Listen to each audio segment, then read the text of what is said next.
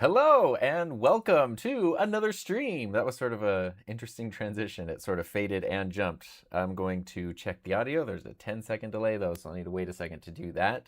Appreciate everybody being here. Hopefully you can hear me in addition to seeing me, and hopefully the audio's mostly in sync. Hey, cool, sweet. Uh, cool. Thank you all for being here. Appreciate it. Lyrics to the intro music. I do a 14-minute loop of that song, so I don't know if you have 14 minutes of lyrics. Appreciate everyone being here. We got Sammy, we got EC, Joe, Obs is here. What's up? Appreciate everyone just showing up for another, semi-random stream because I typically stream a lot on Wednesdays, but I figured we could hang out, we could chat, we could talk about all kinds of fun stuff. I'm getting a phone call from Scam Likely, so we're going to go ahead and mute that. Why would you put Scam Likely as your name in the directory?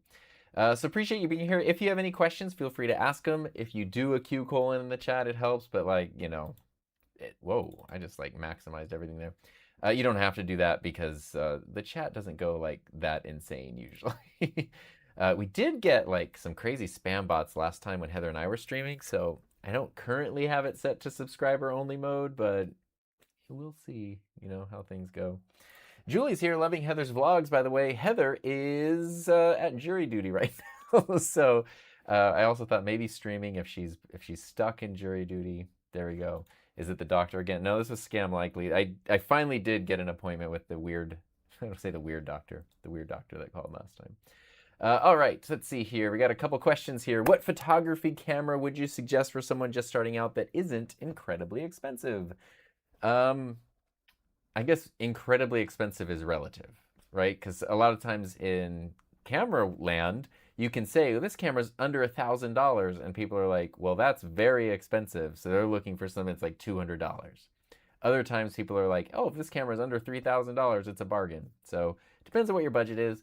It also depends, I don't know in 2026 current camera models if there is just a photo only. I know some are better at photo, some are better at video, but pretty much everything is a hybrid camera these days, unless you want to go for something older. You want to get an old school DSLR, you want to get a film camera or something like that. If you are looking to just do photography,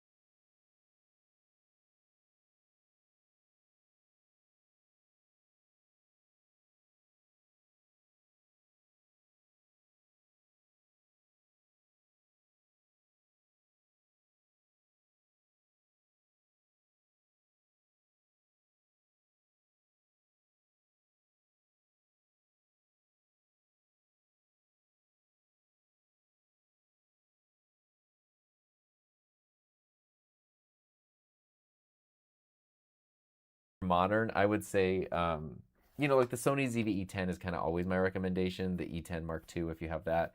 Canon has some really nice, sub $1,000 cameras these days too to check out that I think are very much worth it as well. Let's see here. Okay, I see there's no audio. Oh, you know what? Sorry. Let's see. See, I switched my audio. I shouldn't switch things.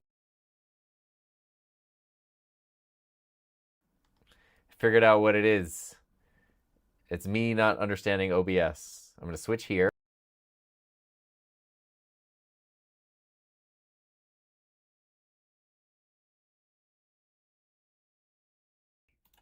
Boom. There we go. Also, OBS looks totally different now. There's a crazy update. I'm using a different mic. I'm using this OBSBot wireless mic as a USB mic today. And I forgot when you add a source in OBS, it doesn't just automatically apply to all scenes. So it was on this scene, but as soon as I switched over here, it disappeared until I added it. But what I was saying was you can go to this website, Used Gear. I was looking up, like, you can get really cheap things if you do just want photo stuff, like the Canon 7D, which was like such an awesome camera, under 200 bucks. I was looking for the Canon 5D Mark III. Goodness gracious, we need to mute some sounds here today because we are getting. How do I mute my sounds? Just turn it down, I guess. There we go. This camera is a baller camera, and it can do a lot of video, and you can get it for under $600. So if you're looking for something new, I was recommending that, like, the Sony ZV-E10, ZV-E10 Mark II, some of the newer Canon cameras that are like sub $900, sub $1,000. But if you don't mind getting used and you just want to focus on photo, you can go back and get a DSLR that used to cost thousands of dollars for like really cheap. So that's what I would recommend there. Oh, the name of the website is mpb.com. I've bought and sold stuff to them many times. I've had nothing but great experiences. What's really cool about them is, like, the thing that you click on. This is how, used gear websites should be, is they show you the photo of the actual thing. So if you were to buy this Canon 5D Mark III, these photos, this is the one you would actually get. And then usually, this one's in excellent condition, but like if we go to this good one over here, it tells you what's included, what's not included, tells you what the condition means. Sometimes I think I've seen them like actually show photo, like if there's a scratch or something, they'll actually show photos of it and stuff, which is pretty cool. I like that a lot. Back to the retro review. I'm sorry, you were the very first question. I skipped over it. You're saying you're currently using the eMeet C960 Ultra 4K as main content camera, but thinking of switching to the YOLOCAM S7. Is it worth it? $800 for the jump in quality. I mean, the YOLOCAM is going to look significantly better than the eMeet. Like, it's a micro 4/3 mirrorless camera versus, a budget webcam. So it's, as much as I love the eMeet cameras, the YOLOCAM is going to look way better. Is that worth it for you? That does depend on what you're not liking about the current eMeet. If you're looking for a little more clarity, shallow depth of field, blurry backgrounds, that kind of thing, the YOLOCAM is definitely going to help you get there. And the YOLOCAM, as long as you don't plan to use it as a non-studio camera, as long as it's always going to be hooked up to power, always going to be hooked up to USB, or HDMI into a capture card, then it's awesome. And the other thing is just if you're using the regular size Elgato prompter, like the one I'm using oh, you can't see. Boop. There we go. If you're using the regular size Elgato prompter, it's very, very difficult, if not basically impossible, to get the YOLOCAM S7 to fit in there with autofocus working. You can use it without autofocus. But now you have all kinds of lenses available. YOLO's now making like their own lens for it, which is really cool. The autofocus is awesome on it. The overall image quality is great. So if you just want that and you don't want to deal with the fuss of a regular camera like a ZV-E10, you want a mirrorless camera that acts like a webcam, that's the YOLOCAM S7 for sure. Action Popcast, I'm glad I stuck with the Rodecaster Duo. Been a hell of a couple of weeks of a learning curve. Oh, I'm so glad. I remember you mentioning that last time. There is a learning curve, especially if you start getting to like the routing and stuff.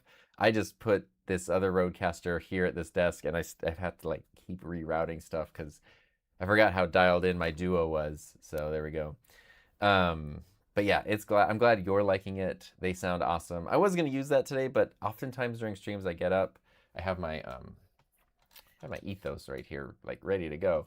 And I was planning to use the Rodecaster, but I was filming a thing where I was using this OBSBot mic, which is actually kind of cool. I don't know if it's like their little Vox microphone, which what's neat about it is it just pairs directly to the camera. So this microphone is actually just paired to this camera right now. And then because that camera is connected through USB, this now becomes a USB microphone. So even though I'm not using that camera as the video source right now, I can still use the audio. And it's cool. So it's a cool system if you have an OBSBot camera and you don't want to deal with receivers for these, it's pretty cool. So I've been playing around with these mics. They are very, very fun. And it's just nice. If I need to get up and go do something during a stream, it helps me be a little more mobile. But anyway, that's why I'm not using the Rodecaster for my audio today. EC OJ4JI. Yeah, let's go. Quick Tech also says, after watching over 40 3D printing videos about the X2D after seeing your P2S versus X2D video. Oh, that's awesome. I literally just yesterday finished recording the 100 hours on the X2D video. So I did one for the P2S after I had used it for a while. I have 124 hours on my X2D, which isn't like a ton in the world of 3D printing, but it's enough to, to weed out any like potential issues. And so that video will be out on Saturday. It's an awesome printer. All of my Bamboo printers have been awesome. I haven't had any major issues. I did have like a pretty gnarly clog on the H2C at one point.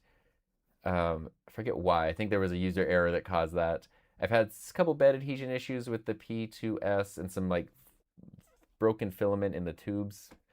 I don't think the X2D, I don't think I've even had like anything, even those like minor things that happen on every printer. I don't think that's happened at all with the X2D, which is kind of crazy. It's awesome. Nico, what's up? Aubrey's here. Is that a Windows phone? This is. I actually really loved the Windows phones back in the day. This is a Razer Ultra, the 2025 one. I don't know if we talked about this a while back, but I've used iPhones for the past 18 years. I got my first one. I didn't get like the first iPhone. The second iPhone, which is called the iPhone 3G, that was my first iPhone, because that makes sense. And I've just used them ever since. I remember I had some friends that had like Android phones back in the day, like 2008, 2009, and I was just like, what is this? Why are you doing this to yourself? But that was so long ago. And I think I mentioned this when Heather and I, well, I should show you. I'm going to switch to the tiny real quick here. When Heather and I moved over to T-Mobile a couple years ago, for some reason, it was cheaper to get a third line, even though we only needed 2 lines, and I don't really understand that. So for the past like 2 years, we've just had this third unused phone line that's just kind of hanging out, and it's always like eligible for an upgrade. And I'm like, and they're like, oh, you know what?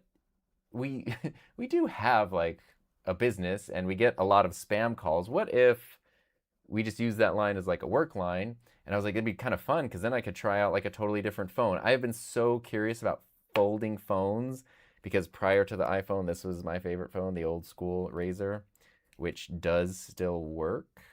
I did have to get a new charger for it. The keypad doesn't light up anymore. I'm not sure if it's charged. Oh yeah, there we go. Look at that. There we go. I'm trying to get the exposure to like not go too crazy here. There you go. Hello, Moto. But check this out. It will be the singular wireless version.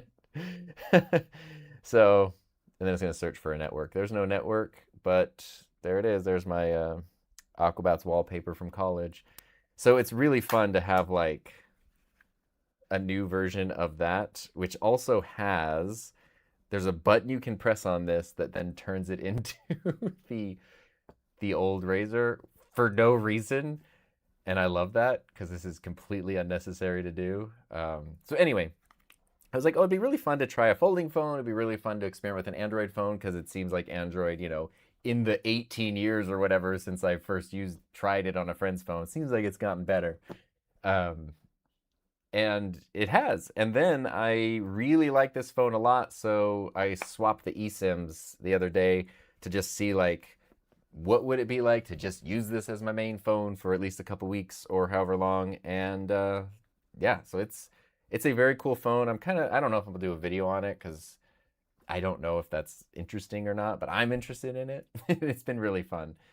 So there we go. Am I muted again? Wait, or is this old? Okay, there we go. Sorry, I found the thing where everyone said you're muted, but it was my chat jumped up. There we go.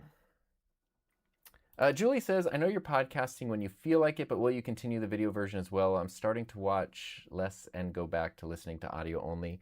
For me, it's funny. So like video podcasting is something I really love and something that's obviously like more popular than ever. And I did switch over and do a video version of my podcast, well, like a year or two ago, or maybe 2 years ago now. And then I kind of like, I didn't end my podcast, but I stopped doing it regularly. I would do like season runs, 10 episodes. Sometimes I would do like 20, 21 episodes, which, 10 weeks to 20 weeks in a row, take like a month off and go back. And I just sort of like, I got to the point where I stopped. So I've been on season 14 for like a year or more at this point, and I think I have like 5 episodes there. So it's kind of whenever something pops up and I want to record, I do that. Because of that, I've been doing primarily audio only for the past few episodes because it's just so quick. Like, I don't have to put on lights. I don't have to like look nice or as nice as I could possibly try to look. I can just turn on the Rodecaster, press record, and be done, you know, and I really like that. I like to use video when there's a specific purpose for video, but it's funny you ask because tomorrow's video is the one I'm putting out tomorrow is all about how to get your video podcast on Spotify. I did one for Apple a while back, and this is all through, yeah, I use Buzzsprout as my host, so this is all through them, which is cool because now they also this week just added YouTube, so I need to do another video on that. But basically what it means is through, you know, every podcast host is different, but at least through Buzzsprout, you can record a video file. So I could like be recording the stream. I can throw that video file into Buzzsprout. It will take the audio from it and put it on all of the audio directories. And then it will take the video version and put it on Spotify, Apple, and YouTube. And make the audio versions available as well on all those platforms. So that, what I didn't like, even though I simplified my video podcast setup as much as I could, what I didn't like was the workflow afterwards, because it's like I'm creating multiple files and I have to go upload things and then I have to log into a YouTube account and like, now I can literally just take one file, put it on Buzzsprout, and it's done with the same description and stuff. You know, you can go in and fine tune it on YouTube if you want, if you're like, you know, you're at that level, but I don't think I am with my video podcast. So anyway, that is kind of a game changer in making video podcasts easy and the video podcast workflow easy. But it is really important. I actually just mentioned this in the video I was recording right before I did the stream, so maybe it's on my mind. Even when people watch your video podcast, they're primarily listening to it. You know, if it's even this stream right now, I don't know if anyone's sitting there staring like at the screen the whole time, because what's happening? You know, it's just me sitting here, and every once in a while I hop over to screen share, which at that point someone might look over, or if I hold something up, I'm like, this is amazing, someone might look over. But I think a lot of people with streams and podcasts, I know I do this, you have them on a second monitor, you have them on your phone, you're doing something else, you're working, you're exercising, you're cleaning, like whatever, and it's just kind of there, and then you glance over from time to time. You're kind of primarily listening. And so I think that's important to keep in mind when you feel the pressure to produce a video podcast. If it's not something you really want to do, is that primarily people are listening anyway. A big benefit to the video podcast thing is just having access to video platforms. But like that's primarily YouTube. If you have your podcast on YouTube, then your podcast is available to the YouTube algorithm to be recommended and searched and all that stuff. So, you know, that's a good way to grow a podcast compared to the word of mouth that most other platforms rely on. But anyway, I kind of go back and forth. For my personal podcast, my kind of general rule of thumb for now is like, if I have something that's visual, then there will be a video episode. If the video episode would just be me talking, then it doesn't need to be a video episode. And I did, when I was doing the video episodes before, I was doing visuals. I had segments and I kind of had like a whole, like it's basically like a keynote presentation that kind of went through. So there was something on screen all the time to look at, which is great. And like, I love that workflow. It's not super difficult, but it does take time to prep and stuff. So yeah, which sometimes just doesn't always work. Sorry, my thingy wasn't working there. I saw EC had a question, but I missed it. There's more context on my question. You both were talking about channels and stats. I got curious. I missed the first question, so you put that there. Would you like to visit Puerto Rico and collaborate on an innovative project in early 2027? I'd love to visit all kinds of places, but travel's a little difficult for us for the time being. So unfortunately, there we go. Coffee High 420, what do you think about the MV7 Plus? I love it. I have a video on it. It's great, and it is the microphone. My wife uses an MV7 in her office, and so my MV7 Plus is also in there. So when we do streams and podcasts and stuff together in there, that's the mic that I use, and I love it. Have you expanded the HSW wall yet? I don't know if I have the filament budget to cover the whole house in it, but I did do a video on it. That's this organizer here. I don't know if I've expanded on anything since the video. There's still blank space, which is great.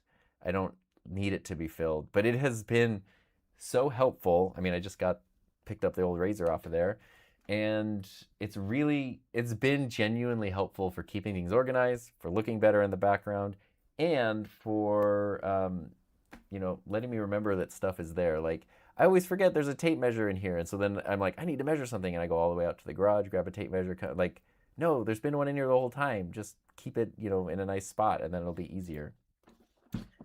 So yeah.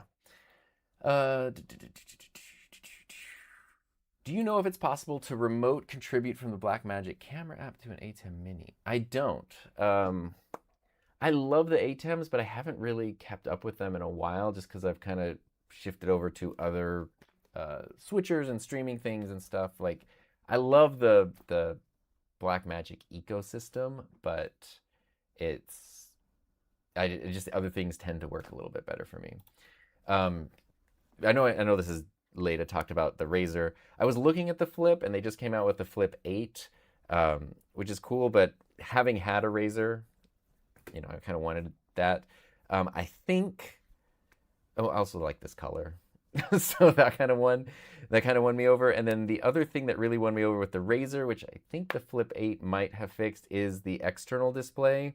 So this can basically just be like your full phone. Like, I can just do everything here for the most part, and then just flip and continue on the inner screen. Whereas I think on the Samsung, at least up until the Flip 7, the outer screen was kind of limited, or you had to do these like workarounds to be able to use it. Whereas this, like, it's just a phone. And there's something about this form factor that is like awesome. It's so satisfying to use. It just fits really nice. So that was a big thing. And then I like being able, this is not Razr specific, but I like being able to, like, you can basically just set it on your desk like this, and it just becomes like a notification center clock throughout the day. It's nice. I like it. Sammy's redoing his video studio, thinking of getting Rodecaster Pro. I'm shocked. You had old school mixers. I'm shocked you never had the. How many speaker outputs does a Rodecaster have? Not a lot. It has 1/4-inch monitor outputs and headphone outputs. The Rodecaster Pro has 4 1/4-inch headphone outputs, and then left and right stereo outputs, and USB, of course. But that's it. It doesn't have like a ton of other outputs, which is something some people have complained about over the years. Awesome Wood Things, what's up? It's nice to see you here. If you could only take one camera and one microphone, which ones would you choose, and what's your favorite camera? I would go with the FX3, because it has been my main camera for so long, and it's right there. I was just using it before. So the FX3, it's just such a workhorse. It's been out for 6 years. I've had mine for 5. And it's been basically my main camera that whole time. It's absolutely awesome. For microphones, I'm not going to get super pedantic and be like, well, does that mean it can also include a mixer and an interface? I know I've said this a million times. I love all my mics. Like, that's why I have them. But I think the SM7B is the favorite. It's just a fun mic, and I like using it. So that's probably the one I would pick. Although not super practical for everything. Like, the microphone that's on here it is, boop, that's the Sennheiser MKH50, which is like such a beautiful microphone to have boomed out of frame, and sounds about as close as you could get to having a big microphone in front of your face without having a big microphone in front of your face. It's awesome. What's your go-to SD card brand and size? So for all of my Sony cameras, I've been using, for a long time, I've been using these. Let's see if the camera can focus on it. So all of them have these, the pro grade ones, and I use the 128 gigs just because that's financially what was affordable, and I haven't got new cards in a while. These are the V90 cards, so they are fast enough. I think there are some frame rates on these cameras that I can't do with the V90 cards, but everything I want to do with these, I can do through these instead of needing CF Express cards. Which CF Express cards are amazing, but SD cards are more affordable. I have 3 cameras, each with 2 card slots, so that's 6 high-speed memory cards just to keep the cameras up and running, which is a lot. And then I my computer, my MacBook has SD card slot built in, so it's just like it sounds like a minor detail, but being able to take out the memory card, pop it in, pop it out, like no adapters, no anything like that, is really, really nice. A really good workflow. And I was using some SanDisk cards, but I actually had a couple of them fail. And I had them both fail and fall apart. So like I stopped buying SanDisk cards. Rode has best customer support I've ever encountered. That is awesome. They are good, and I've been a fan of Rode since before YouTube, because I know it's easy to be like, oh, you make videos about Rode stuff, and you know people from Rode, and they send stuff, so like you're gonna get, I think if you're in that position as a creator with any brand where they know you and they send you things, you do run the risk of sort of living in a bubble where maybe you're getting better service than the other person. You're like, oh yeah, this brand is awesome, and it's like, well, yeah, they're awesome to you because there's a relationship there, but to the random customer who just bought the thing, are they getting the service? And that is something, even on my website on the ethics statement, that is something I mentioned, is specifically like working with brands that provide good service. Doesn't mean every person. I know people have had bad customer service experiences with Rode. Nobody bats 100, but if I talk about something and you buy it as a normal customer, are you going to get service and support that makes it worthwhile? I think that's really important to me. And Rode has been awesome since way before YouTube. Like when I was just a regular Rode customer, I bought a lot of gear for my school programs, a lot of Rode gear. And sometimes I would need things repaired or replaced or whatever, and they were always like absolutely awesome. The exact same shirt. Yes, Amazon, baby. Isn't it amazing how much quality and versatility in products content creation have changed in the past 5 years? It is nuts. Like the stuff that you can do now compared to, 5 years, like pandemic time, is just like, there used to just not really be options. And now there's so many options. And what's been interesting, I was actually just talking to Heather about this the other day. The pandemic was a time when like suddenly everyone got interested in the stuff I'd always been interested in, because a lot of people needed cameras and they needed microphones to work from home and work remotely and stuff. And some people then discovered that they really liked that and they kind of got into it as a hobby. So that it's like they went for it. They started not just doing that for work, but they started creating content. They got into mics and Rodecasters and mic arms and all this fun stuff, mirrorless cameras, capture cards. And some people went really, really hard. But I think even at that point in time, it was like if you wanted that quality, if you wanted to sound good, if you wanted to look good, you kind of had to do that. Now, there's so many more options. Things are so much more affordable. And I think there are a lot of people who either were always intimidated by that workflow. They never wanted to like have the big, mirrorless capture card, Rodecaster, mic arm setup. Or they did, but it wasn't really for them. They kind of did it because they felt like they had to. And so the rise of like decent webcams, you get a decent webcam. It can even do PTZ functionality. You get a simple USB microphone, a couple $100. You got good audio, you got good video, and you're done. And there's so many options. Is like, I don't know. It is pretty amazing. And let's see. Yeah, look at this. I can remotely control this. Boo. Isn't that cool? I don't know. It's awesome. And like, under $100 microphone, couple $100 webcam, and you're good to go. And then if you're like me and you still want to dive into the the high-end stuff or the crazier stuff because you want to, you can. But the rise of popularity of more affordable things has been really, really cool. Is that a new monitor on the FX3? Remember new in the last year. The other monitor. So let's use this gimbal again. Boop. So I was using one of these. This is a Lilliput monitor, which I have a second one that used to be mounted over here. But it's still, I really need to go to the eye doctor because it wasn't big enough. And I was having a hard time, especially with Sony cameras when you have the output going. Oh, sorry, I'm getting a jury duty update from Heather. Went into the courtroom, then excused for a break. Oh, oof, this is a long case. Oh man. That's I mean, jury duty is a good thing to do, but it's you never know. You go in for like, am I going in for the morning or for 3 weeks? And that part is a little bit stressful sometimes. But yeah, so also stressful is not being able to see stuff on your monitor. And with Sony cameras, when you put the output, there's so many little things on the screen. And I was realizing a couple of times the focus would be off, and I didn't notice it until like after recording. And so this is a Feel World monitor. I don't know when. At that same time, someone from Feel World reached out. I think they had sent the L4 switcher and they were like, hey, do you want to try one of our monitors? And I was like, do you have something that's big and bright? And so they sent this one. It's an 11-inch monitor. And I've been using that because it's so big and it's like way easier to see things that are in focus and stuff.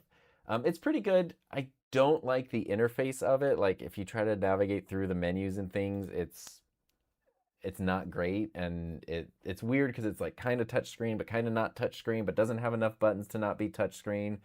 And then it is very like plasticky, so totally fine in here because I'm not beating it up or anything. But if you're like taking it out on shoots and setting up, tearing it down, that specific monitor probably wouldn't last that long. But it looks great and it is crazy bright, and it's really nice to have a big screen like that. There we go. Moto Razr was my favorite phone ever. Yes. I thought mine was dead, and it was just, I thought my charging port broke, but it just turns out that my charger way back in 2008 broke. And even though this is just a micro USB, you can't use just any micro USB with the old Razr. You have to do other things. So anyway, I brought it back to life now, and I mean, it doesn't work because there's no network that this can go on, but it does still have a camera and stuff. So if I make a video about this one, the new Razr, I will definitely do that. The thing I really like, which I was happened as I was telling Heather about, I should have done it earlier. When you get spam calls on this, and they, like yesterday, for example, we were waiting for a call from the vet, and the vet was like, we're going to look at your message and call you right back. And then the phone rang. So I was like, I didn't recognize the number. I answered it thinking it's the vet. It's just someone from Verizon. I don't even freaking have Verizon. And I bet you're not even from Verizon. and their name was Princess, which I don't know if that was true. But when you want to end those spam calls, you just go, bam. That was weird timing right there. You can just hang up on someone by slapping the phone shut, it's so satisfying. I think folding phones, like iOS, Android, there's a whole thing there. I'm still on very much the learning curve. I really feel like folding phones are the theme, like the wave of the future, for sure. Day watching while waiting for the eclipse in the UK. Oh, that's right. Do you know how the moon gets a haircut? Eclipse it.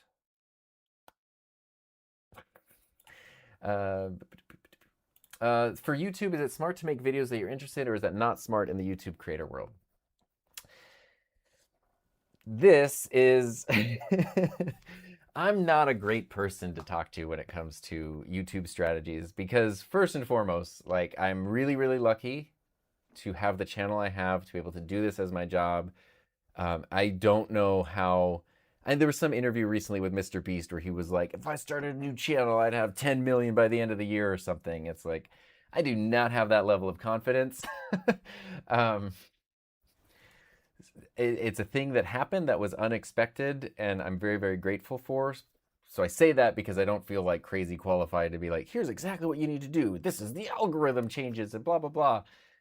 What I can say is everybody I've known who started YouTube specifically with the goal of like writing trends or making money or doing whatever is no longer doing it. And I don't know, I guess actually I did see a few people get successful that way, but none of them are still going.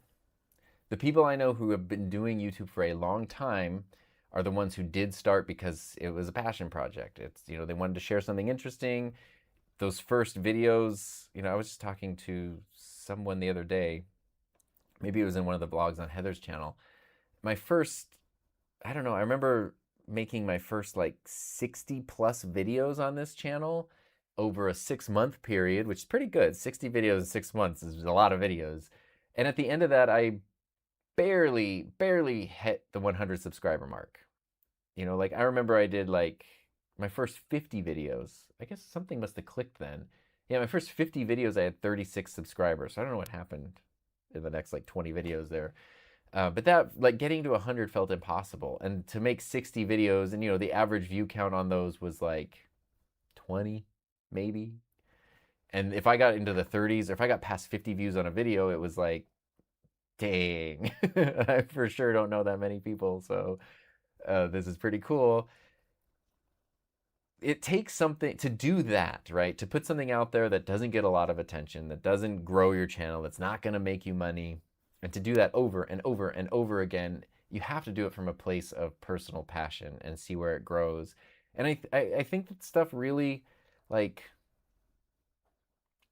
I think that the enthusiasm and the passion carries through on camera. If you're doing a thing that is just for the trend, or it's just because it's what you should do, I think that kind of comes across. It takes away your uniqueness and your originality. It makes you kind of look like everybody else, but also people can sort of tell, like, do you care about this thing? Do you want to be doing this? Versus like when someone's sharing something they're really excited about. It doesn't matter what it is. Like, they're excited about it and they're telling you about it. Like, hopefully you can tell when I talk about the Motorola Razr from 2006, I'm really excited about this.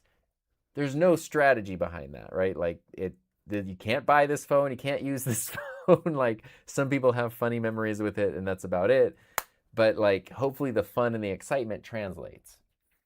And then ideally that connects with people who, who relate to that, who like your approach, and you can kind of keep growing from there. But it definitely, and that's not to say don't be strategic at all. Like, I don't upload videos that are like micreview.mov as the title. Like, you do the thumbnails, you do the titles, like you try to you edit things well, you try to make things appealing to people, so you do play the YouTube game in that regard. But that I think is part of, that's just being good at what you do. The content, the topic, you should be interested in it. I've seen people, I mean, there's someone, which is really funny. I remember many, many years ago, or someone I knew online a little bit, who had just started their channel, and I think I had just gotten monetized. This was back in like 2018, maybe. And they were like, oh my God, I'll never get monetized, blah, blah, blah. They had a cooking channel. They have like millions of subscribers now. They're still going. They have products and books and whatever. But I saw them for a couple of years, literally nothing. And then suddenly things took off. And now, like, you never know if that'll happen. It might not happen. You have to be okay with that. I've also seen people, I know there was someone who was, in their 30s or 40s, kind of doing like, I don't know, vloggy type things back in like 2018 or whatever. And they kind of noticed that for whatever reason, most of the people watching their channel were kids. They had a lot of like 9 to 12-year-old kids. And so they just then decided, okay, I'm going to be making videos for 9 to 12-year-old kids. And they blew up again. I think a couple million subscribers, maybe more, like full-time thing, and making the weirdest videos that, like, I I don't know that I would have been creatively fulfilled making. Not that you can't be creatively fulfilled making children's content, of course you can, but they weren't making it for that reason. They were making it because the analytics said make videos for 9-year-olds that are 12 minutes long or whatever, and like, that's all that they did. It could have said make videos for 70-year-olds that are all about, I don't know, kitchen appliances, and it's like, that's what they would have done. They would have just gone wherever the stats and the algorithm told them to go, and I think that is a terrible way to run a channel. So definitely don't do that. Do you think FM radio is dead? Not as dead as AM. I mean, it seems like, in terms of being like, you're going to be a radio personality, unless it's like a local show or something, which I do have a couple friends that do that. You're not going to be like the nationally, I don't know. It's having a career as like a FM radio personality is not possible like it used to be, I guess. I'm on a second monitor. See? I called it. In your community post, I assumed you like the Razer gaming phone. Oh, like Razer, not Razor. I did the Razer with no E. Color grading is pure gold. Thank you. I don't know what I'm doing. I just adjust things until I like the way they look, which is usually a little too oversaturated and a little too overexposed and probably a little too cool on the white balance thing. So it's definitely not following the rules. Shout out to that Coke Zero. Let's go. The color on that razor. Yeah, this is the, I think it's called no, it's not Cabernet, it's Cabaret. And the back is like this soft material. It's kind of soft. I don't know. I'm also using this without a case, which is scary because it's a very nice phone, but like the form factor, everything about it, you know, and I was like, I never used a case till I got an iPhone. So I'm trying this caseless, which is a little scary, but you know, the main screen is protected, right? Like it's only open when it's open. So that's okay. And the outer screen is supposed to be very, very strong. Um, I don't want it to get scratched. I did try finding some screen protectors for it, but it's like it's got kind of like a curve to it, and it's like it's a little bit rounded, and so nothing is like sticky. It's just everything diminished things. So we'll see.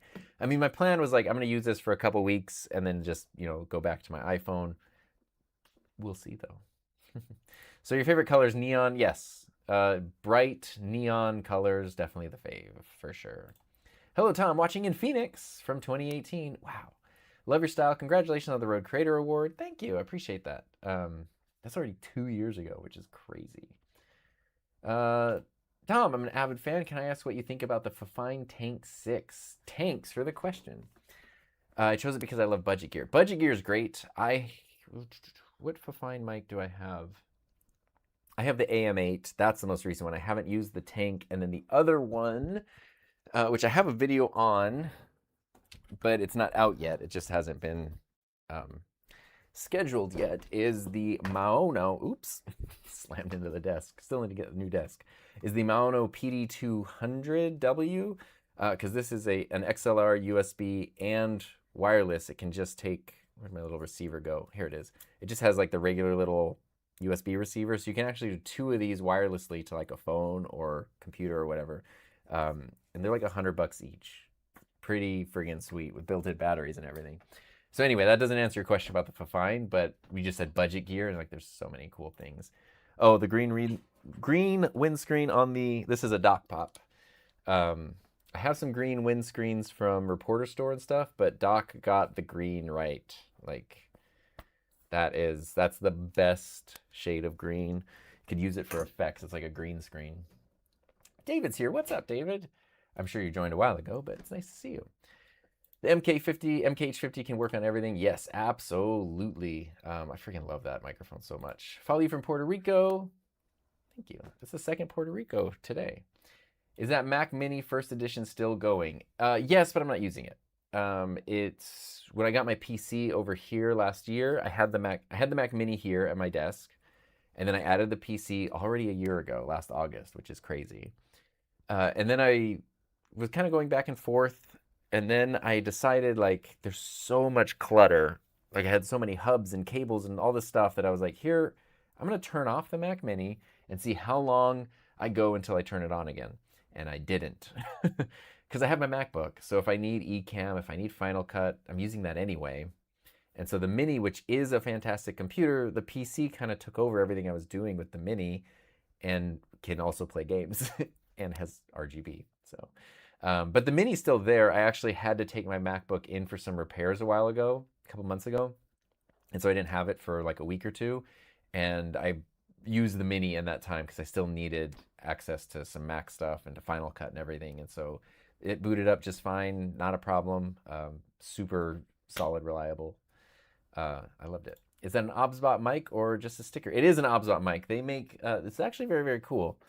It's the Vox, the VOX.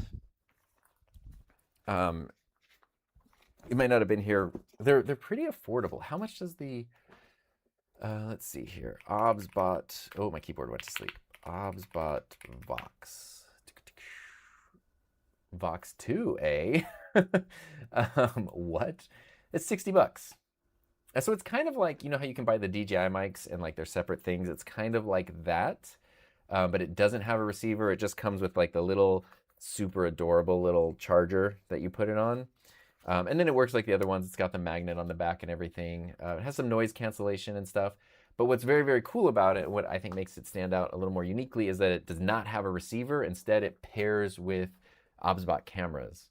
So like in the OBSBot Center software here, I just, on the Tiny 3, you just select your audio source and you just it just sees this and pairs it to that, which is very cool because since that camera is connected to my computer through USB, it then makes this a USB mic. And so that's what I'm using, which is fun. What's the logic for switching from Ecamm to OBS? I use Ecamm when I'm on my Mac, and I use OBS when I'm on my PC. So that's the logic. And this desk here, where I like always have an easy setup, is my PC. So when I'm here, I'm always on the PC. Or well, I use the YOLO box too. So that's a third option in there. If Ecamm were on a PC, I would be using Ecamm right now. But I do, over the past year, working with OBS on the PC, and now with whatever update they recently came out with, I do really love OBS, and there's so many things about it where I get frustrated. I'm like, why are you doing this? Why does it work this way? Why can't I just do this? But it's free, and it's been free forever, and it's so powerful, and it like empowers so many people. I don't know, I love it.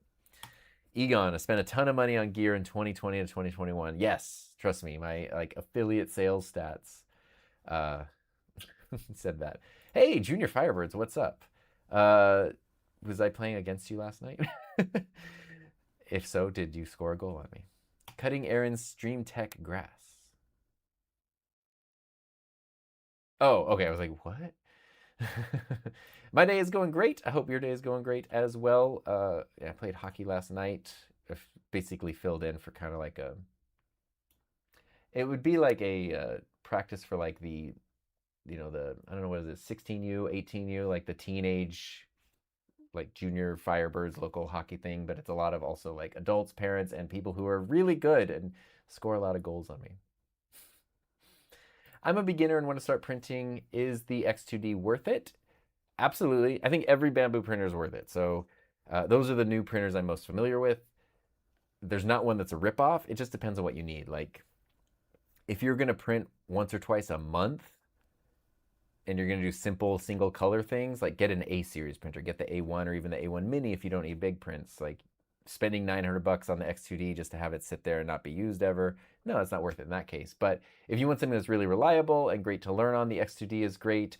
I still, especially for beginners, I'm looking at the P2S, that's why I'm looking off screen. I still like the P2S, and that, I don't know if, here, nope, wrong way. There's my P2S. Bam. That's still my favorite. The X2D is more capable, so if you want those more advanced features, it's worth it. I don't know if this is a sale. The X2D was $900 and the P2S was $800 with the AMS kit, which you should totally get. For the anniversary sale last month, Bambu took another $100 off the P2S, so then it was $700 versus $900. And now that sale's over, but the P2S is currently $750. So I don't know if they're permanently adjusting the price, but that price gap, $150, I think does make it worth, when they're only $100 apart, even though I still think there's arguments to be had for choosing the P2S over the X2D, it's very hard not to go just spend the $100 and get the X2D. Like, you get a lot more stuff. Why not? $150 though, I think is where it does kind of go for like the, let's like think about this. Do I really need that? So I would look at the P2S or the X2D. Take a look at podcasted video to know immediately why he's where he is today. Oh yeah, Bandrew's the best. Personal passion, exactly. We're talking about starting a YouTube channel. I'm going to do a podcast based solely on a personal passion. I'm excited to share even if it's just to one person. Yes, and Heather and I were just talking about this. You cannot quantify if you do a video that gets 10,000 views, but nobody cares, like it's like a car accident, like you just made some spectacle that people look at and they move on. Okay, 10,000 views, but like, does it matter?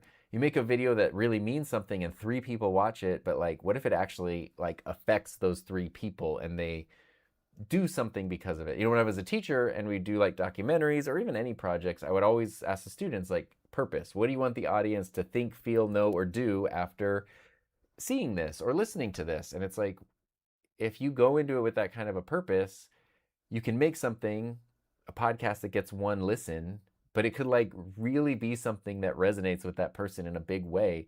And you might not ever know that. Like they might not reach out to you. They might not tell you that, which can be kind of hard. 'Cause you're like, I don't know, I only got 1 view. You never know. But it really could be something that was like life-changing for someone. Thanks for doing the Oh, flip phone overview. Are you going to switch back to the iPhone or sticking with the flip phone?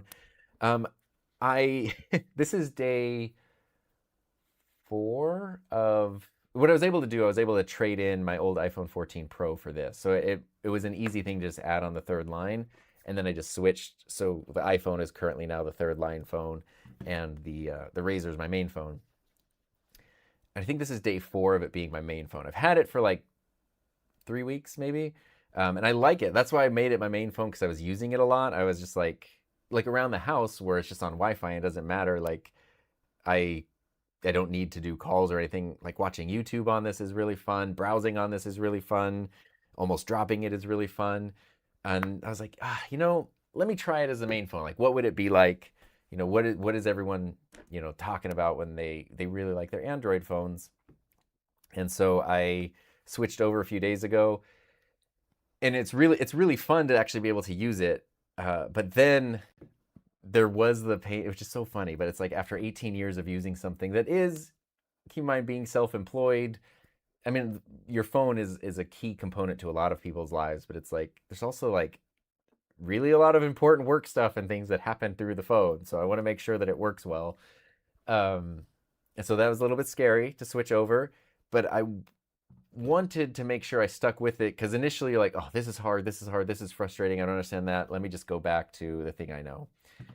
I want to stick with it long enough that those one-time inconveniences, like, oh, it doesn't work with my car, so I have to like pair it with my car. I haven't dug into my car's phone pairing thing in like 8 years. How do like those kind of inconveniences? You have to relog into all your accounts. You have to figure out like I'm a Patreon supporter of a few different podcasts that have like RSS feeds. So just that's been in my Apple Podcast app forever, and it's like, oh, how do I add in custom, private RSS feeds for podcasts on here? I have to find a different app, like that kind of stuff. Those are very annoying things to deal with. Had I used an Android phone for 18 years and switched to an iPhone, I'd be dealing with the same thing. So it's like I want to use it long enough that all those one-time inconveniences go away, and then I start to understand it, which I think I got through. But there was the thing. I don't know what it was. I know I was feeling like, okay, I like this phone a lot. I want to use it as a fun device, but I'm gonna definitely switch back to the iPhone as quickly as I can. Yesterday, something clicked, and I don't know what it was, where suddenly I started like just feeling like this was my phone and it was working. Um, so if I love it and it's really fun, it's not like I have to, being lucky enough to be able to just switch between them whenever I need to. I wish there were physical SIMs in both because then it'd be even easier. eSIMs, I did break it at one point, had to go to the T-Mobile store and have them fix my problem. But then it was pretty easy and I did it myself. So I am really liking it. And I don't know if it was you, Tony, or somebody else in the community post I did, but they talked about launchers. And so I did install a couple launchers that I've been playing with, which do totally change the vibe of the phone. And I've been taking notes. I don't know where it is. Somewhere I have a notepad of the good, the bad, the ugly, and everything. There's things that like I love so much more about this. Like, let's see if I can show you. I don't know if it'll show up on screen. Maybe I need to do the webcam for this. But if I go here and I change the volume, you can go into, if you have Android, you know this, there are separate controls for ringer, media, text notifications. Like, it's not just like on the iPhone where, if I'm out in the garage working on something and I don't have headphones in, I then, I just have the phone playing and it's really loud. And then now next time the phone rings or something, it like blows my eardrums out. Like, you don't have that problem with this, which is really cool. I did buy, I have AirPods, which my AirPods, to their credit, they're 5 years old. They're still going pretty strong. They have been, I've always had the thing where sometimes randomly the one AirPod is just dead for no reason. And then lately what's been happening is, because, I have like the iPhone, the iPad and stuff, the AirPods will automatically connect. I'll hear the little tone. It'll show the AirPod logo or whatever on the device, and then the audio just won't play through the AirPods. So a little bit of annoying thing there. You can pair those pretty easily to this because they're just Bluetooth headphones. But what I found was having Apple devices still active. They kind of want to take the AirPods back. So like it was very hard to regularly and reliably use the AirPods with this. So I was like, okay, it's been a long time. Like, how far has technology come? I bought this $30 earbuds. These are they're a brand called Soundcore, which is by Anchor. And they're these little Bluetooth buds. They have noise canceling, and they were $30, and they're awesome. They have the squishy silicone tips, which I don't really like, but I couldn't find a good like hard earbud for this price point. These work great. They sound awesome. You know, my AirPods are 5 years old and they still work. I don't know if these are going to work in 5 years. They even have this little thing that folds out, so it's like a little like stand for your phone. It's kind of cute. $30 though, like it's pretty impressive, and they have like touch controls so you can pause, skip, do all that kind of stuff, change the noise cancellation, which actually does work decently, even though I just kind of don't like the way it feels. But that's a me problem.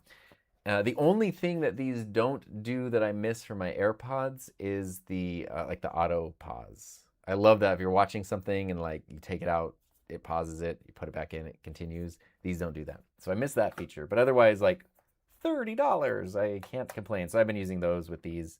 It's been really, really fun. How do you feel about AI thumbnails? I friggin' hate them so much.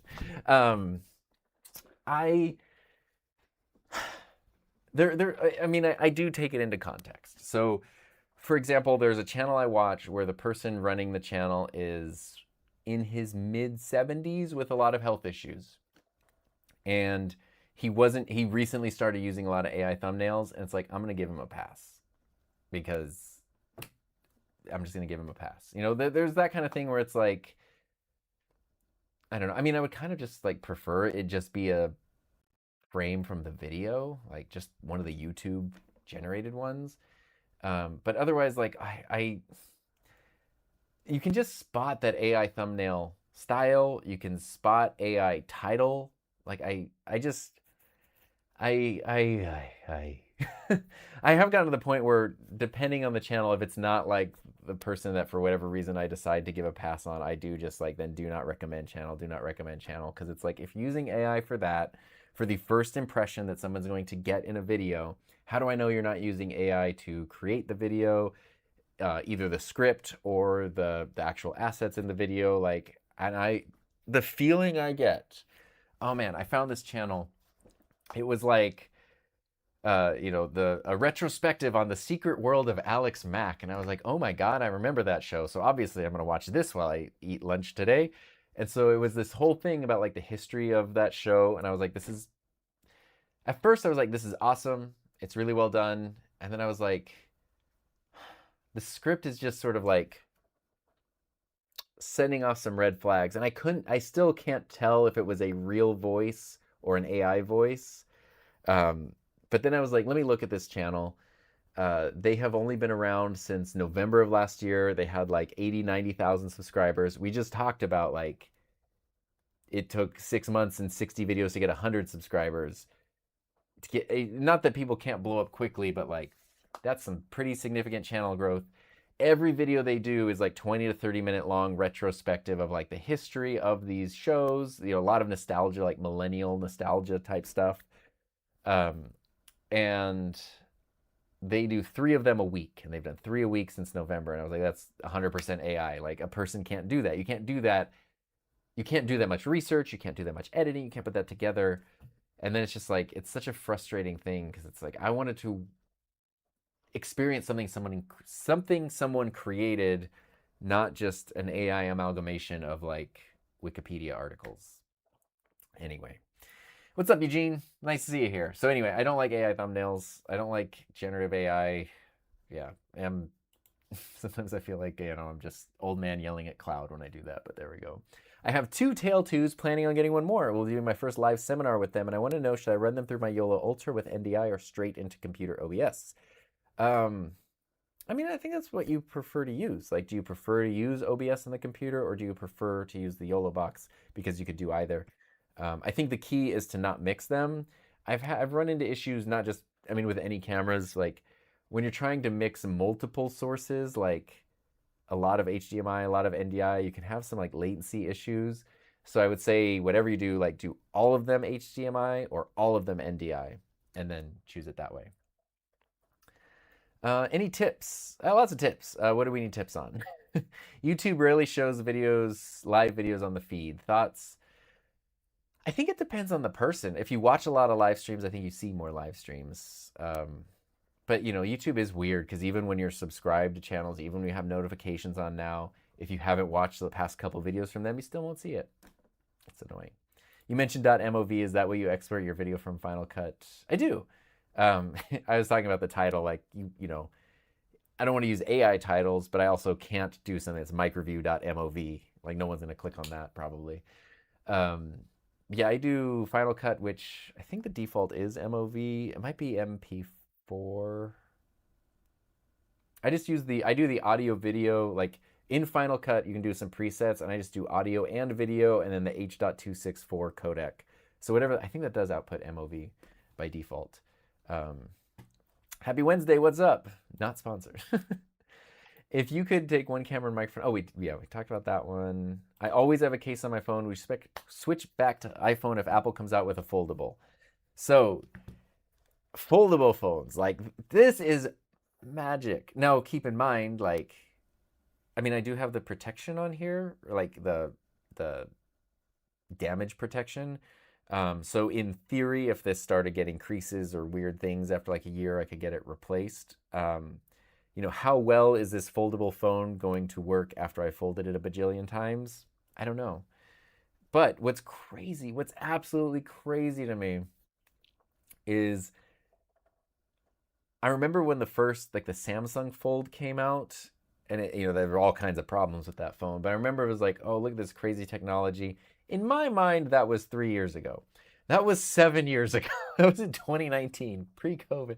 So folding phones, companies that have been doing folding phones, you know, the Samsungs, the Motorola's, and then the ones that aren't as widely available in the US, the like Huawei's and Pixels and all this stuff, they're on like their 7th or 8th generation of folding phones. So they're really figuring it out in big ways.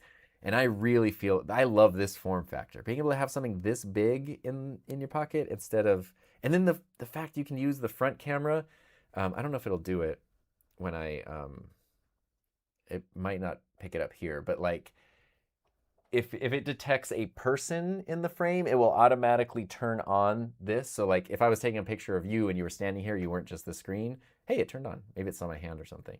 So you can actually see yourself. Or if you're just doing a selfie, you can see yourself, but you're using the really good rear cameras for that. And, you know, to be able to do that like this.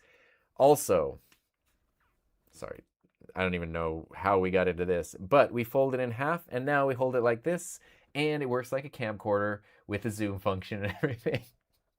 I'd be lying if I said this wasn't what was a selling point, but there's so much. Even like one of my favorite things to do, it's so easy now, is like, let's pop on this live stream right here, the one I'm on. Here's the live stream. I just fold the phone in half and it didn't do it because I was trying to show. Normally it would put the controls down here. Maybe because it's a live stream, it's not doing it. Normally, like, you can just put it on the table like this, and then you have like big controls like skip ahead, pause, play, or whatever.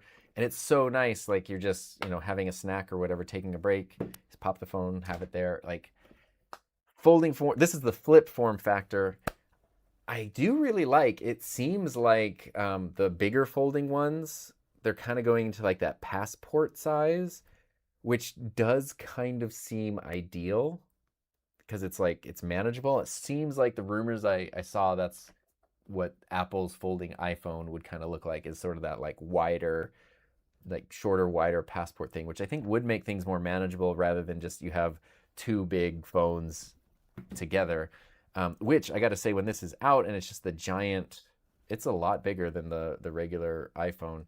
It's cool to have just like a giant phone like this and just use it like a regular phone, and then you flip it.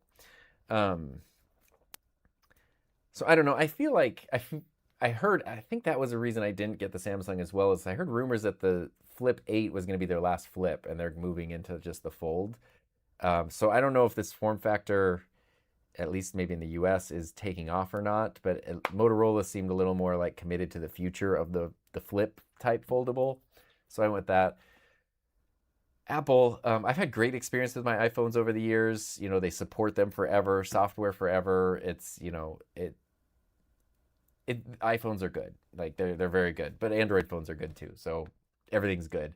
The thing with Apple, and I'd be curious if this applies to their folding phone, is I have known in the past, whenever they make a big form factor shift on any of their products, or they do a new version of something, it's usually the second or third generation is where they start to get it right. The first one is usually like, has all kinds of problems.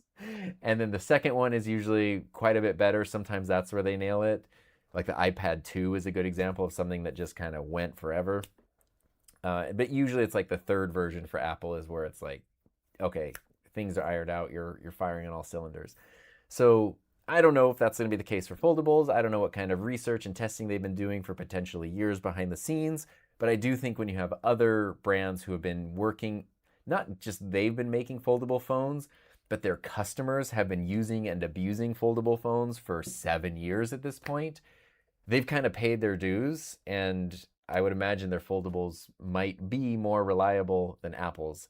It will not surprise me if Apple comes out with a foldable phone and it's awesome, and then a month later, all of the subreddits and all of the, you know, message boards and whatever's are people with like whatever it is, fold gate or bend gate or whatever, like gate pops up because there's some kind of issue with the folding display not working right once it's in the hands of millions of people who just need it to work and don't treat it like a museum piece, you know. So there we go. Caseless, I am living dangerously. I mean, initially I was like, if I'm not going to use this as my main phone, I don't need to worry about a case for it. But now that it is the main thing, you know, like taking it to hockey games and putting it in my hockey bag and stuff feels weird. I'm not going to lie. How's my back feeling? Thank you for asking. I wouldn't say that I'm pain-free, but I am 96% pain-free. I have the least pain. If I feel like this and I stay like this, I'm happy. Let's put it that way. I've had the least back pain since January. And if you don't know why Kilobyte is asking that, I got this chair a couple weeks ago. I've been having really bad back pain since late February, so for 6 months. And I've gone to doctors, I've gone to physical therapy, I've gone to chiropractor, I've done it. We bought a new mattress, I've done all the things. I couldn't figure out what it was, and I narrowed it down to my old office chair, which is my cheap Amazon office chair. I got it at the end of January, mid to late February. I started having back problems. I didn't make the connection, and I narrowed it down to that chair was just killing my back. And so I got this chair, which is a Secretlab chair, and I love it. And I've had it for a couple weeks now, and it seems like my back just feels better and better. And I also then, you know, I've been paying so much attention to ergonomics. I changed my desk height. I'm looking into getting a, you know, adjustable desk. So there we go. Hello. Love you too. Thank you. Doc has some nice color for mics. Yes. Been watching this since getting the P2S. Are you looking to start painting? Ooh. Funny you should ask. I mean, I like the multicolor things because it kind of can be a way around that. But I did get into airbrushing 2019, 2020, around then. And it was really, really fun, but then I just didn't have a lot of time. And so literally yesterday I was looking at my airbrush paints and I was like, these are all dried up. Like I need to get new paints if I ever want to do airbrushing again. But I kind of want to get new paints to do airbrushing again. I was just thinking about that yesterday. Do you run your exports through Handbrake or something similar? I don't. I just do the H.264 compression from Final Cut and upload that. So a typical 4K video of mine that is 15 minutes long is usually like 10, 11 gigs. If I go into like my 40, 45 minute videos that are longer, they can be 20 gigs sometimes. And yeah, I usually upload my videos in advance and schedule them ahead so it's not like yesterday our internet was going so slow. I was uploading a video, the X2D 100-hour video. It took like 2 hours. It should not take 2 hours. But it was like, you know, and Heather was being all nice, like, oh, maybe I could turn off my internet stuff so it's not doing whatever. I'm like, this just needs to be ready by Saturday. Like, it's okay. So the larger file sizes aren't a big deal most of the time there. Kevin, what's up? Hope you're well. It's been a bit since I caught a live. Love to hear you talking about sharing your passions. Appreciate you here. Love the iPhone AirDrop. Yes. So AirDrop, when it works, is amazing. Android has something. I forget what it's called. What is it? Is this it? They have something like that is made to work with like other Android devices, PCs and stuff. But if you're living that like one foot in each world life like I am, there's not like, there's some other apps and things. What I have found is a website called pairdrop.net. And it's free. You just go there and like, if I go there on my computer will pop up, and then any other device, I go there on my phone, it'll pop up, and then I just send stuff that way. And it works basically the same as AirDrop. It's not quite as elegant. You can't do the really fun, just like touch the phone to each other thing. The other thing, yeah, and then I've been kind of, it has been a good, I don't know if lesson is the right word, exercise in not being locked into a single thing. So for example, like there are some things that are worth it. Like talking about Bambu printers, I willingly locked myself into the Bambu ecosystem because that's what I wanted when I got back into 3D printing. You know, and there's some stuff about like the iPhone and iOS that's so great that it's like, yeah, I know this, I'm locking myself into the Apple ecosystem, but like is really good. But there are a lot of other things where it's like, you know, Google Drive is great, and then I can just have the Drive app on all my devices and just access things that way pretty easily, especially when you're talking about photos and videos and larger files. And, you know, like learning the importance of like cross-platform apps and things, I think has been an important learning curve. Oh, I missed the super chat. I'm sorry that I missed that. Thank you for the super chat, and it says message retracted. So thank you. Apologies for missing that. Do you archive all of your work on YouTube? Do you compress those files, save projects? We have a NAS server. Yes, I archive obviously all the finished stuff, all the thumbnails. I archive the raw footage that's not the talking head footage, because usually I have at least 2 cameras running, sometimes 3 for talking head stuff. And if all 3 of those are recording separately and I'm going for upwards of an hour sometimes, that can sometimes be a couple hundred gigs of just talking head footage where half of it is me messing up. So I probably don't need to save that. But when it's like, you know, say I do like, well, I did a video on like this microphone. Don't need the talking head part, but all the B-roll I shot, the product footage and all that kind of stuff, and the thumbnail images, all that stuff gets saved and archived, which is really helpful, especially over time. You know, in a few months, if I mention in a video offhand, like, oh yeah, that mono mic is really cool, I don't have to then go film new B-roll. I can just go into the archive and pull. I might even find an unused clip from the other video or whatever. So that's really helpful. And then obviously the finished things. I don't save like my project files, like my Final Cut timelines or anything. I don't save those. What's your favorite color? I'll give you one guess. It's orange. It's blue. I love using my PC. I wish there was a way to AirDrop on PC. Yeah, we just talked about PairDrop. Is audio quality all about room treatment? I shoot in my bedroom, but no specific treatment. Bought the Rode VideoMic Go 2 and DJI Mic Mini after watching your videos, but just can't get it right. Room treatment really matters. Like the room I'm in right now has a little bit of sound treatment. Let's go to the Tiny 3. So there's a sound panel on this closet door. There's a sound panel on the ceiling. And then this window, which has been covered up with backdrops, it also does actually have a sound blanket covering it to also prevent light from seeping in. That's the only official sound treatment in here though, but the floor is carpeted, so that acts as sound treatment, and there's stuff in here. All of these things, even the hard surfaces, still like break up and mess up you know, the sound waves from bouncing around too much. It will still sound really reverby. You know, like if I am far away from a mic, like if I had a mic on this camera that I'm looking at instead of right on me, you're still going to hear a lot of reverb. So even that one wouldn't get it done. So having the mic close to you, which, you know, like the DJI Mic Mini you have, I've been using my Mic Mini a lot, and I did order the Mic Mini 2S on eBay from China. So hopefully that's on its way. I really like that one because of how it plays with Sony cameras.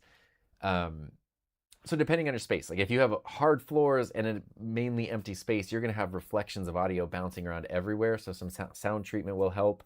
Mic positioning is really important. You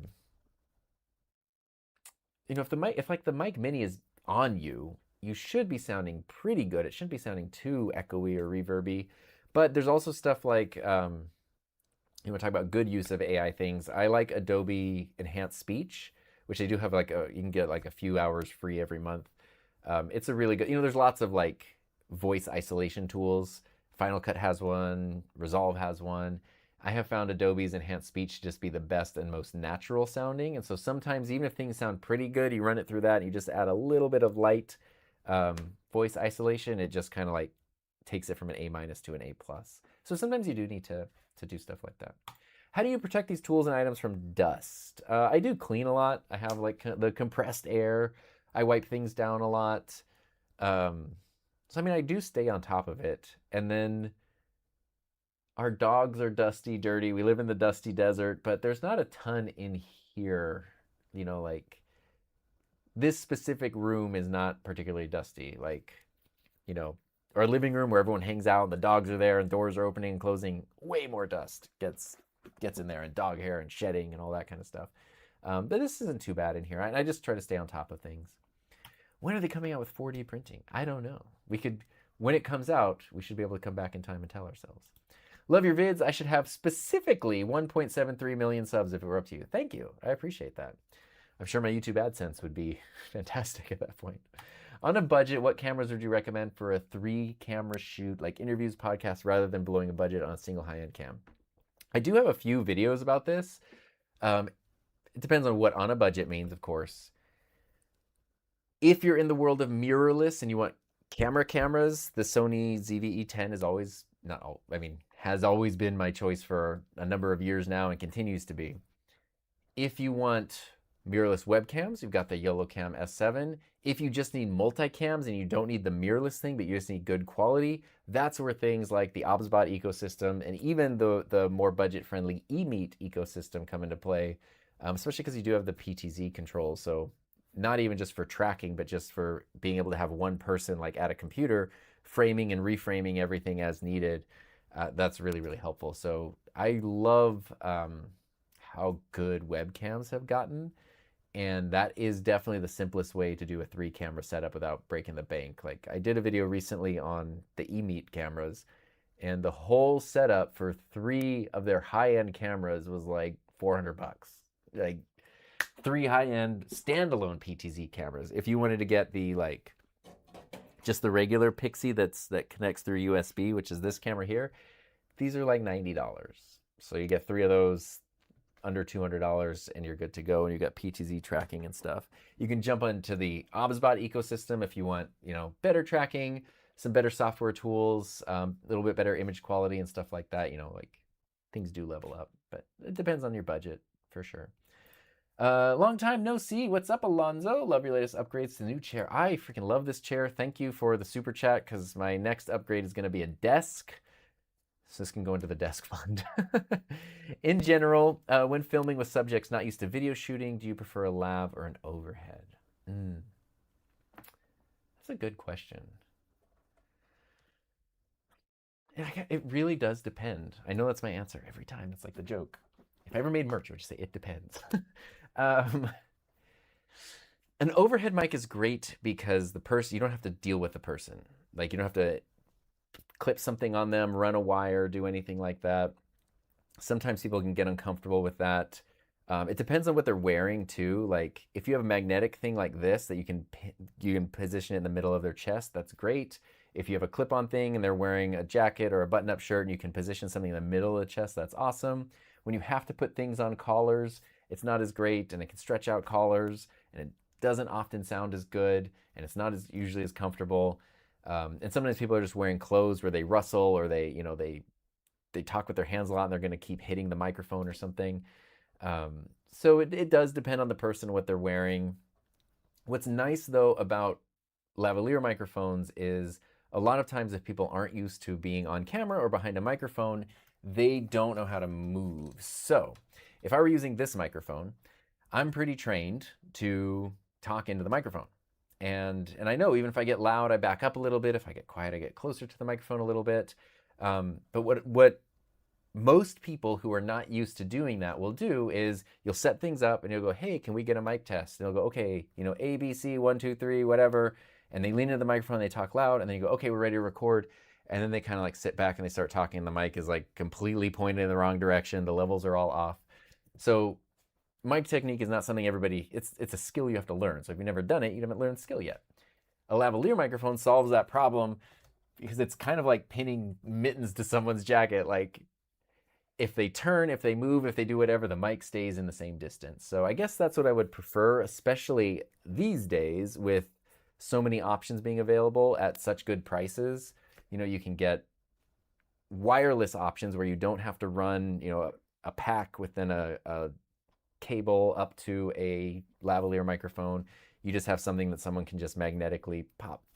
Because that was the other thing too, when you used to have to do like, which I mean, you still use this with UHF systems, but when it was more common, you'd have like the transmitter pack, and then you'd have the mic cable that goes to the mic, and then you'd have to run that under clothing a lot, and sometimes people could do that well themselves, and it could lead to awkward, uncomfortable situations. Not ideal.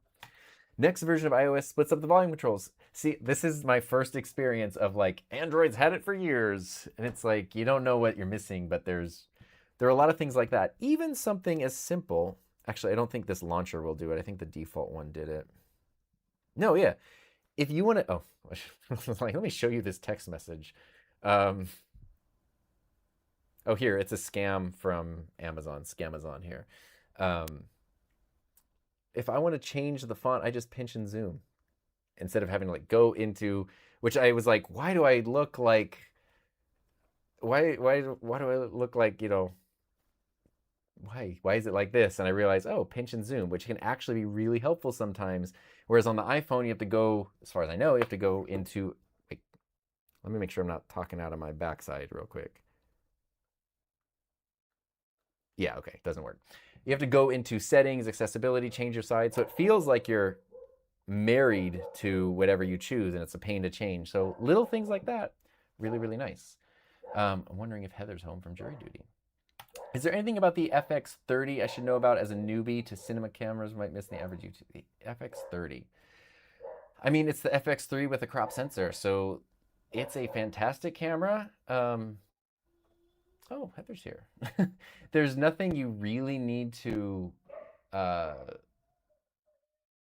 There's nothing that's like a gotcha. Make sure you have plenty of memory cards. Make sure you have plenty of batteries. If you're running through wall power, make sure you know your wall power, your V-mount battery or whatever, your cables all work well. But like, it's such a solid, reliable, awesome camera. You know, you can have a lot of fun there. What's your view on the new YouTube requirements? I am definitely not a fan of that. YouTube basically doubled their monetization requirements. So instead of 4,000 hours for long form, now you need 8,000. And instead of 10 million 30-day views or something for shorts, you need 20 million. And to me, it's like, when you just meet the bare minimum threshold for YouTube monetization, you're not making a ton of money to begin with. A giant corporation asking normal people to do 20 million of something is insane to me, and like hella dystopian, and I don't like it. Yeah. Oh, I like the Tonks comics. Those are really, really fun. Former tech teacher here. What do you miss about it? I really miss the teaching part, but not being a teacher. Like all the stuff you have to do as a teacher, I don't miss that. I miss the connecting with students. I loved it when someone would join the class, sometimes uncertainly, or you know, sometimes they would just get put in there. They weren't that into it, and they would discover a piece of themselves that they didn't know, and a skill and an interest and a talent, and then see that develop over a number of years. That is like so rewarding and special, and I definitely miss that for sure. Have you tried new YouTube shows and seasons feature? I didn't even know that was a thing. Hello, buddy. How's jury duty? I don't know if you were watching the stream, but everyone knows you were at jury duty. Oh, no, I was not. Oh. Yeah, let me switch to the webcam here. Hello. Yo. I have a microphone on me, so you got to talk loudly. Oh, hello. Do you have to go back? No, I'm done. You're done. Yay. Dismissed. Oh, good. Yay. Where are you looking here? No. Well, that's that camera. Oh, okay. No. What have you been talking about? Everything. Everything. Audio, video stuff, creative tech. Did you see the YouTube email? Is it what we were just talking about? Is about monetization and stuff? 8,000 hours? We were literally, that is the question that I just talked about. Okay, TLDR. How do you feel about it? I don't like it. I love Okay. Woo! Let's Okay, go. okay. Okay. I think for long form, I'm actually kind of okay with it. The short form one, I don't like a company telling a normal person you have to do 20 million of something. That's just too many. Too many millions. I'm not into that. But it also shows the value, I guess, or lack thereof, of like how they view short form content. Okay, so I've only thought about this for like 10 minutes. Okay. But the thing that I like about it is that there are too many channels that I feel like are getting away with making crap content, like either reposting somebody else's, Sure. or it's AI slop, or it's like just very zero Low, effort. yeah. And they're getting monetized. Whereas I feel like if you are actually making something that is resonating, then I feel like okay, you can get paid. But if you're not, then you shouldn't. Well, I mean, the thing, I do feel like it's very different for long form versus short form. I don't make short form, so this is not. Well, I mean, yeah, I think I've earned $3 off of YouTube Shorts. But long form, even historically, when you get monetized and that's where you start, you're not like raking in the money. You're making, $100 every couple months or something gets deposited into your account. Yeah, so even if you did make like to the point where you're making 8,000 hours, even if you crush that threshold, it's not a significant amount of money to start. Well, I guess it would even potentially be more significant at 8,000 because at 4,000 it's not very significant. So right. by the time you get to 8,000, could be that. But long form has always been, the more stable thing. The short form thing, I just hate the idea of like a person is expected, because it's not that they're expected, it's if you want to be monetized. If you don't be monetized, it doesn't matter. No, I think it's the most unhealthy, toxic. But like, that to raise expectations of I need to make things that get millions. I would not recommend becoming a short form creator. Maybe that's what they're telling us is don't do short form.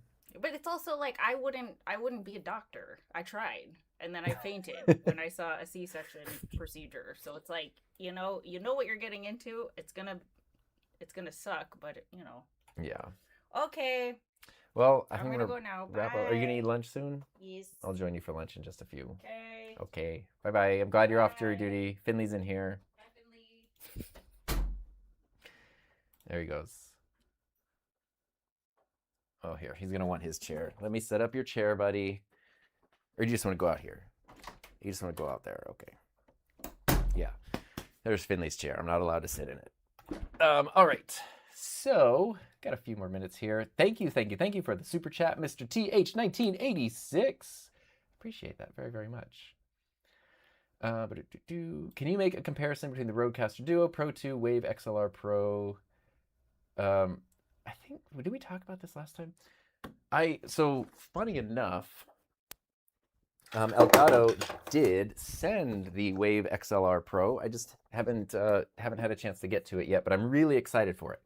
But this, the dethroning thing is like, it's like I don't know, it's like the YOLO box dethroning Ecamm. Like, there's overlap in what they do, but the approach and the workflow is so different. That like I think there will definitely be one that's better for certain people than the other. Like, I think there's probably, like, if you're looking for an audio thing, it's worth looking at something like this, and it's worth looking at a Rodecaster, and worth looking at your needs to go, okay, which one actually suits what I need? Because this is an interface, and the Rodecaster is full-on hardware. I have 6 faders and smart pads and buttons and physical controls, and this doesn't have any of that. So, like, I as someone who likes physical controls am always going to be pulled towards the Rodecaster versus something like the Elgato. But the Elgato is also cheaper, like significantly cheaper. And then you can pair it with Stream Decks and things like that to bring in some physical controls. So I'm really excited to get to that and check it out. It'll be really, really fun. Any Bigfoot stories? The Bigfoot Society is here. That's awesome. I don't have any Bigfoot stories yet. You never know, though. Rode wireless Pro kits have dropped to $260, and many places seem to have a few available. Is this a sign of an update or a discontinuation? The wireless Pro's been out for a while, so maybe they are updating. I genuinely don't know. they are still overall of all the little wireless mics, I think they're the best sounding ones, but they are the least convenient form factor. When the original Rode wireless thing came out, it was so amazing, and then everything got smaller and smaller and smaller, and like more and more capable, and kind of those big squares. I love that they're in like different colors and stuff now, but they're just not. They're not convenient. They're like the biggest offender of the ones you clip on your shirt, and then the shirt gets all stretched out and floopy and stuff. It's just not. I don't like that form factor as much as I used to, especially when there's other options. I have forgotten I've been wearing this microphone the whole time. And this is a lightweight shirt. So like I really like that. I'd be curious what Rode does. And then it's almost like they did the Wireless Pro. It has like the charging case. It comes with the accessory thing, but it's just as soon as you, at the time, there was like the Wireless Pro and the DJI Mic 2 were kind of the two big ones. And as soon as you open the DJI and use that, you're like, oh, this is so much more thought out. Like, it just kind of, like, I think took some of the thunder there. But I do really love the Rode Wireless Micro, which they've kind of been expanding on that ecosystem a lot lately. The world is so crazy right now. You feel like a modern version of Mr. Rogers for all. This is like such a huge. Those are very, very big shoes to fill and change as you walk in and out of the house. That I am a huge fan of everything Fred Rogers did. I mean, I loved him as a kid growing up, and then as I got older and learned more about what he actually did and his approach, and like, you know, that he just kind of like was the real deal from beginning to end, is awesome. I did a whole like research paper on him back in college, which was really, really fun. External mic for iPhone on a budget, Hollyland Lark A1. Yeah, is it the Lark A1 or just the A1? The Hollyland A1 is my favorite because it's super small, super compact. They have different versions, but if you just get the baller version, I mean, I'll grab it. This is the maximum version of it, and it was, well, let's look at the price. Let's make sure, see what the price is. Oh, keyboard went to sleep again.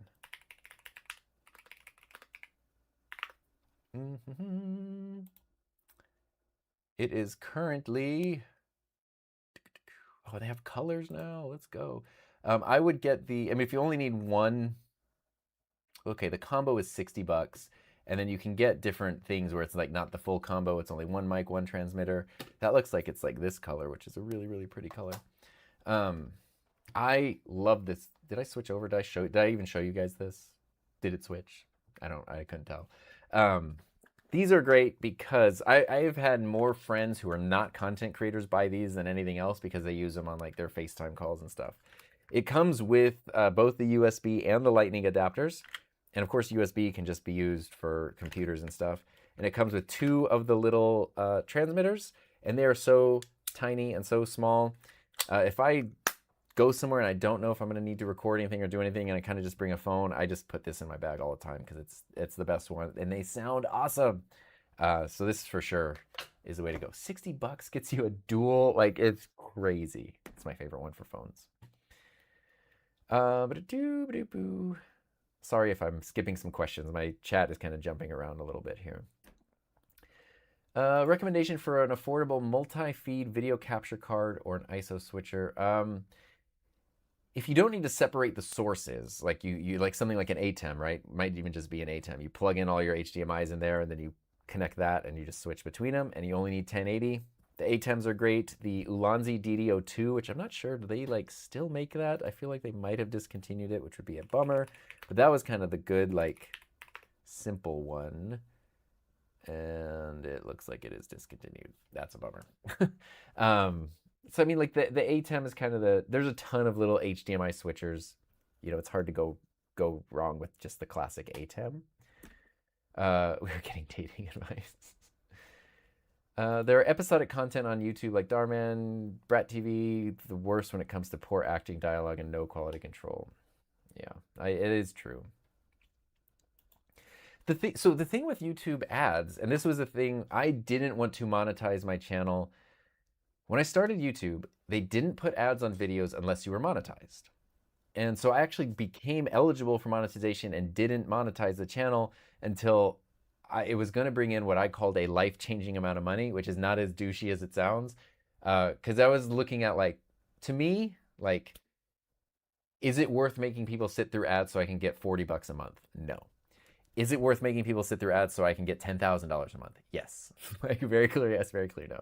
So where's the middle? You know, like $5,000 a month? Yes. $1,000 a month? Yes. $500 a month? Yes. For me at the time, that was about $300 a month. I would have considered life-changing, because that's a big chunk. Actually, at the time, that was my car payment before my car was paid off. That's an electric bill. Like that's to essentially eliminate a car payment. Like, you know, to pay for gas for a month, to pay for groceries for a month, that life-changing amount of money. So I waited till then to enable it. But in the time since, now YouTube, if you start a YouTube channel today and you upload your first video to 0 subscribers, they'll still put ads on that first video. You just won't get anything. So now I think it does make sense to, if you're monetized, start monetizing, and like as soon as possible, because there's going to be ads either way. So you might as well get a cut of it. You know, and then how much YouTube pays depends on your audience, your niche, you know, the type of content, all that kind of stuff. So there's all these weird variables that I don't fully understand. YouTube gets 2 billion daily views when it comes to short. That's insane. In theory, I hate being locked into an ecosystem, but in practice, I love apples and roads for my workflow. It's pros and cons, right? Like, using the Android phone does make me, there are some things that, like, even if I switch back to the iPhone, I don't think I'm going to use the Apple version of, you know, like, or just make better use of things like Google Drive and whatever, Google Photos. So I'm not being locked in an ecosystem is nice. Even jumping between Mac and PC, cross compatibility is nice. But like I mentioned, 3D printing, like, I fully went into Bamboo because I didn't want to be out of the ecosystem. I wanted to be in one world where everything just worked, and that was good. Are you using the YOLO box? Today I'm using OBS on my PC, which everything's running through the Elgato Camlink Pro. This mic sounds great for wireless. I've been very impressed with these, and they do have some cool, like, noise reduction and whatever. I don't have any of that turned on. But these mics have gotten so good. I agree with the Mr. Rogers comment, positive and having a teaching heart. Okay. I don't think my day is going to get any better than getting that compliment twice. So I think that's where I'll wrap it up, and I'll go have lunch with my wife, who got excused from jury duty. So thank you, everybody, for being here. Thank you for all the super chats, all the kind comments and everything. I really appreciate that. Got some fun videos coming out. Tomorrow is the one about how to get video podcasts on Spotify. And then on Saturday, I have the X2D 100-hour review, which is a really fun video as well. So appreciate everyone being here. Thanks so much. Hope you have a safe, happy, healthy, fun rest of your week. Where's my outro? And I'll see you next time.